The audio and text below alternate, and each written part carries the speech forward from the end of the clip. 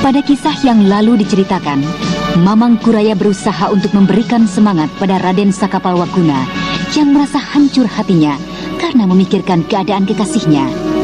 Dan ketika Raden Sakapalwaguna kembali ke pondok, muncul Raden Purbaya.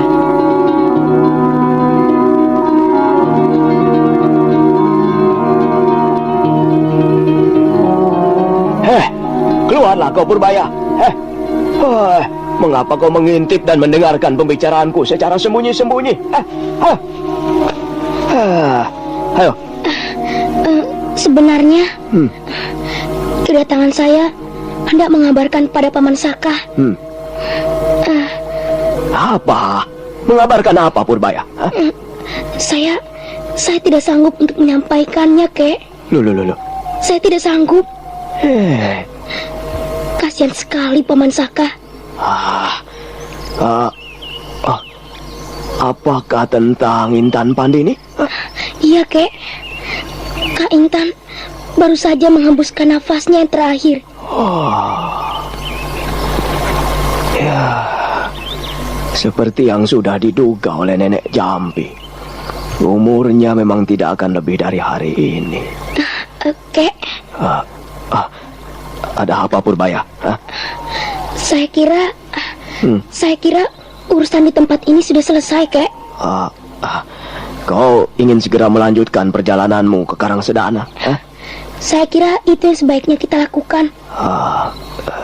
Iya, baiklah. Kita akan segera meminta diri, dan besok pagi kita akan melanjutkan perjalanan ke Karangsedana. Biarkanlah dulu Cempaka beristirahat hari ini. Kesadarannya baru saja kembali. Baiklah, Kek. Besok kita akan tinggalkan tempat ini. Saya akan segera mengabarkan berita ini pada Bibi Cempaka. Iya. Ayolah, kita bersama-sama kembali ke pondok itu.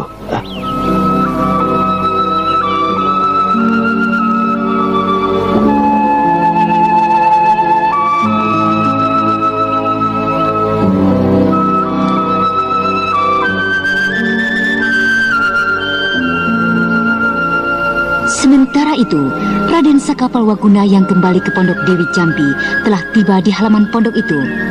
Dan di sana Raden Sakapalwaguna menemukan Cempaka tengah menangis seorang diri.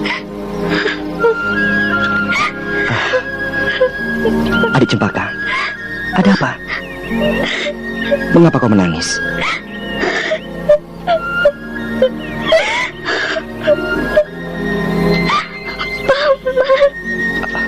Iya. Ada apa, Cempaka? Kemarilah, Saka. Biarkanlah Cempaka menangis di situ. Ada apa ini, Nek? Apa yang telah terjadi? Ayo, masuk sajalah. Masuklah, wahai pemuda perkasa.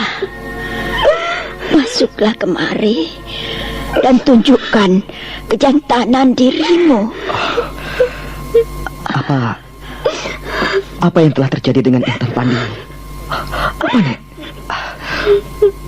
Katakanlah yang sejujurnya pada saya, Nek. Masuklah dulu. Apakah kau hanya ingin mematung di situ? Apakah kau tidak ingin menjenguk Intan untuk yang terakhir kalinya?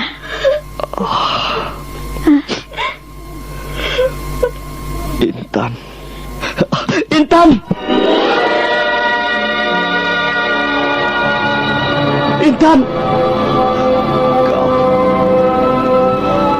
Kau tinggalkan aku.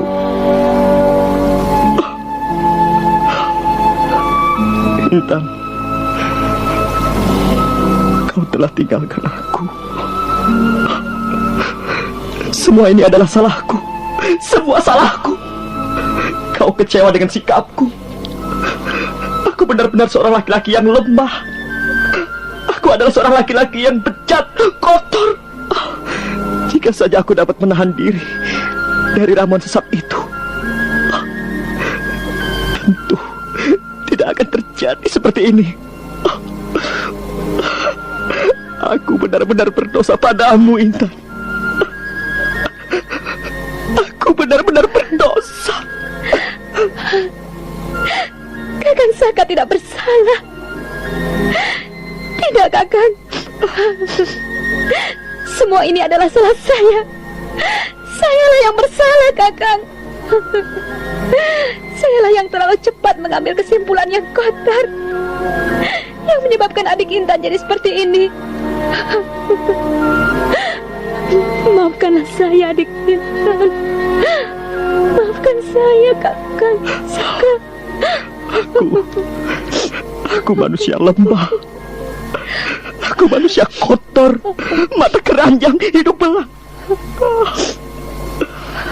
Manusia seperti diriku tidak seharusnya hidup di dunia ini. Kotor, busuk, hina. Kakang Saka! Nenek! Nenek! Ada apa, Neng? Ada apa? Kakang Saka! Lihat Kakang Saka, Nek! Dia hanya pingsan, Neng.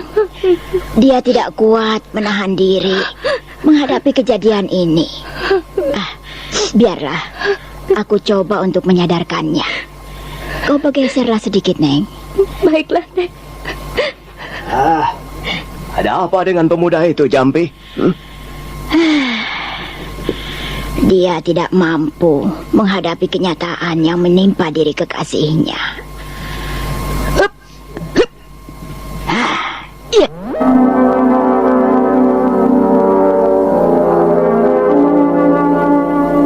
Ruangan yang tidak terlalu besar di pondok Dewi Jampi itu kini dipenuhi oleh wajah-wajah duka.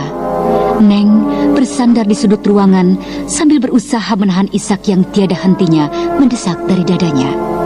Sedangkan Cempaka yang masuk mengikuti Mamang Kuraya kini duduk di samping junjungannya Raden Purbaya. Sementara itu, Nenek Jampi yang mengurut beberapa urat di punggung Raden Sakapalwakuna tidak dapat menahan air matanya melihat tubuh Intan Pandini terbujur kaku di sampingnya. Dan beberapa saat kemudian, Nenek Jampi berhasil menyadarkan pemuda yang dikenal oleh dunia kependekaran sebagai kelompok pendekar Ningsewu. Intan, aku bersalah padamu. Aku terlalu lemah. Aku terlalu lemah hingga terjadi tindak kejahatan.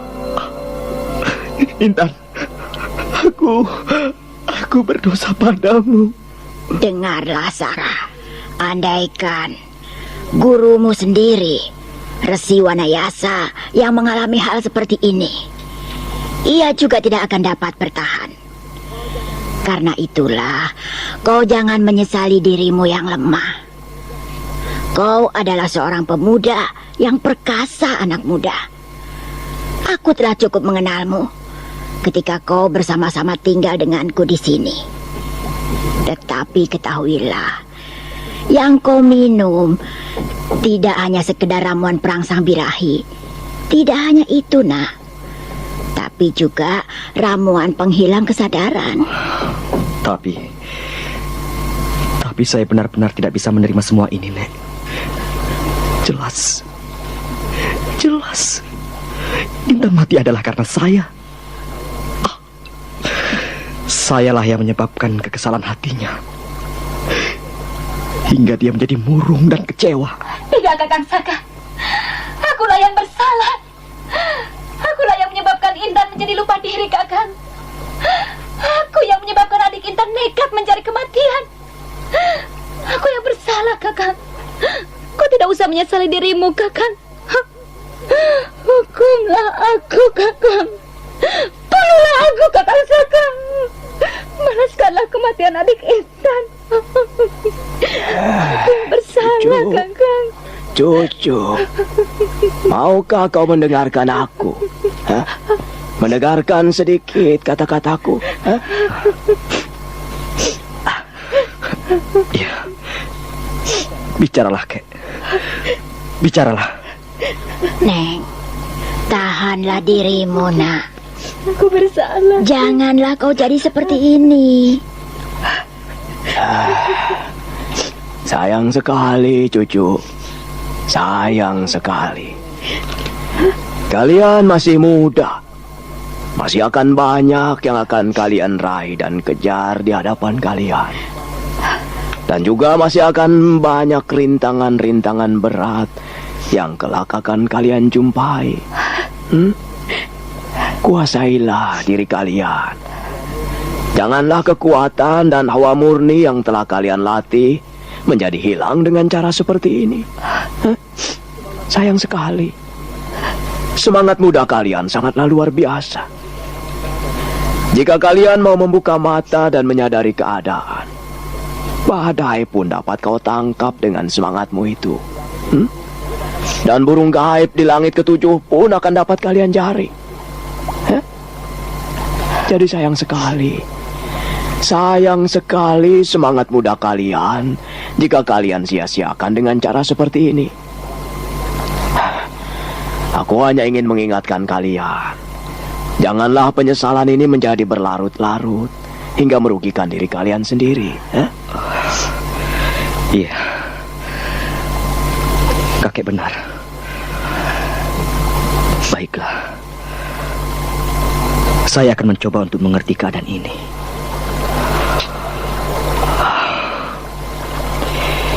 Intan Pandini. Dia akan menjadi kerap, Saka. Biarlah, Nek. Saya akan menemaninya beberapa saat.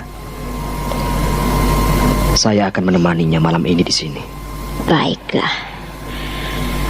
Semoga Dewata memberikan kekuatan dan terang di hatimu.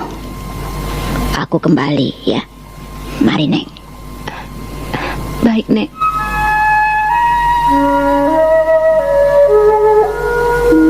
Kebenaran agung yang menguasai alam tak dapat disampaikan dari satu insan ke insan lain dengan kata-kata manusia. Kebenaran memilih kesunyian untuk mengantarkan pengertian tentang kebenaran itu. Demikian juga dengan Raden Sakapalwakuna. Nasihat dan pengertian yang dipaparkan oleh Mamang Kuraya tidak juga dapat merasuk ke hatinya. Dan kesunyian tidak pernah didapatkan dalam kekalutan jiwanya.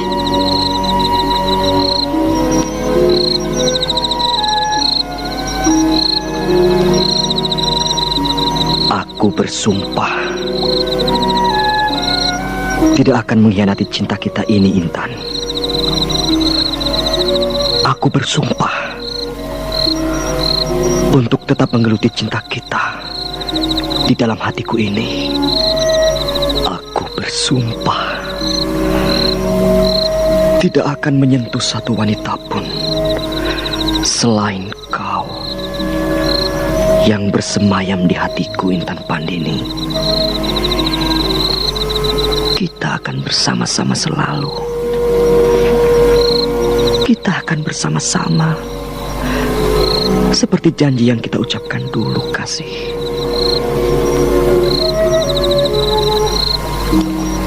Malam menjadi semakin larut. Demikian juga Raden Sakapalwakuna larut dalam bersama-sama Intan Pandini dalam bayang-bayang indah. Dan Raden Purbaya yang diminta untuk mengamatinya tidak berani untuk mengganggu pamannya yang sedang larut tenggelam dalam emosinya. Sudahlah, malam sudah amat larut. Kau tidurlah, Purbaya. Biarkanlah pamanmu itu dengan sendirinya menyadari keadaannya. Kita tidak akan dapat memaksakan tumbuhnya kesadaran itu. Ayo, Cempaka, kau juga tidurlah. Baiklah, Kek. Tapi kakek juga tidur. Oh, ya tentu saja. Apa kau kira aku ini burung malam? Tapi rapatkan pintu itu dulu, Cempaka. Baiklah, Kek.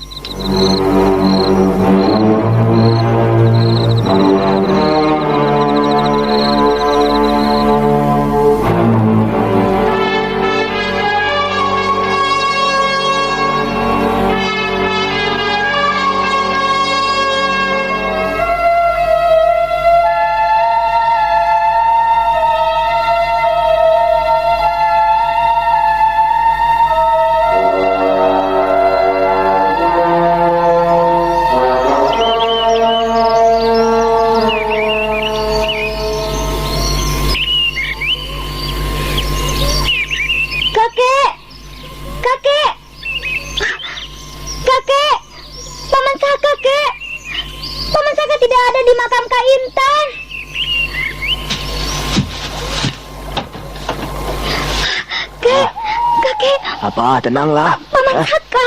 Tenang. Kenapa? Hah? Apa kau tidak menjumpai paman Sakamu di makam itu? Hah? Tidak aja di makam, Kek, tapi juga di sekitar pondok ini. Bahkan saya mencarinya hingga di sepanjang pinggir Cipunagara. Ya sudahlah, dia sudah pergi. Memang sudah saatnya dia meninggalkan tempat ini. Bukan begitu, Jampi? Ya, Intan sudah tidak ada lagi. Mudah-mudahan dia akan menemukan kembali dirinya. Ya, sudahlah. Sekarang bersiaplah kau, Cempaka. Kita akan segera meninggalkan tempat ini. Kakek akan mencari Paman Saka? Dia bukan lagi seorang anak kecil. Untuk apa kita mencarinya? Jadi? Apa kau tidak ingin kembali ke Karang Sedana? Oh iya. Iya, hampir saja saya lupa. Persoalan-persoalan yang kita hadapi di sini membuat saya melupakan rencana itu. Raden, maafkan Bibi, Raden. Sudahlah, Bi. Bersiaplah. Kita akan segera berangkat. Buntalan kecil pakaian saya setiap saat berada di punggung. Jika Raden dan kakek sudah siap, kita dapat berangkat sekarang. Ya, baiklah. Jampi, semuanya sudah selesai kini. Aku minta diri.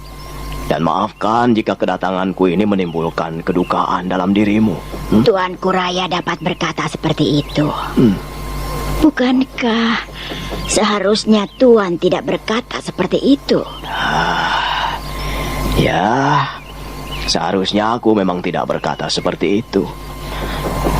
Tapi, ya, aku adalah manusia biasa yang lemah, yang mungkin tidak banyak berbeda dengan Saka Palwaguna. Ya, Tuan Kuraya.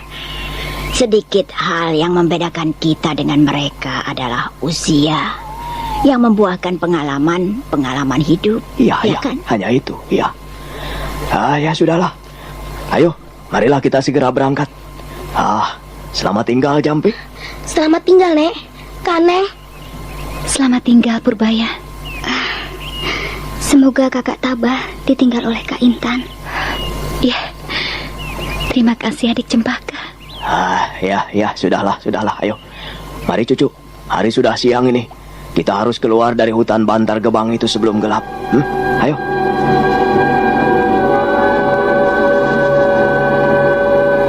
Demikianlah, kembali Mamang Kuraya melanjutkan perjalanannya bersama dengan kedua bocah yang telah dianggapnya sebagai cucunya sendiri, menuju Karang Sedana mencari Prabu Ajikonda.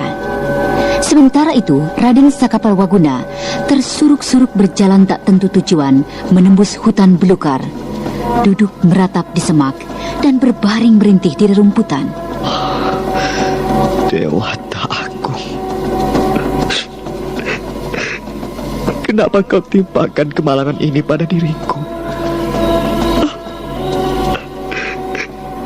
Kenapa aku kau buat menjadi penyebab kematiannya? Kembali, pemuda yang dikenal dalam dunia kependekaran tanah Pasundan sebagai pendekar Ning Sewu yang gagah berani, meratap sedih dan menangis pilu. Nah, para pendengar